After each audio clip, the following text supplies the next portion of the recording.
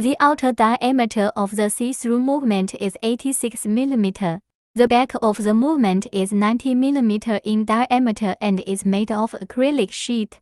Create your own favorite product body. It can be made of wood, ceramic, crystal, and other materials. Leave an in-hole diameter of 78 mm. The installation depth is 18 mm.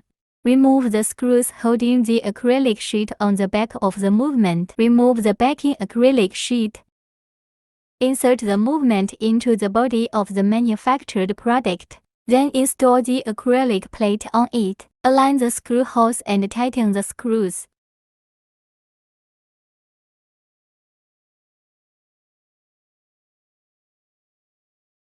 Install an AA battery. Close the battery cover and the second hand starts working. Adjust the timing knob on the back to set the time to the current time. The installation is complete.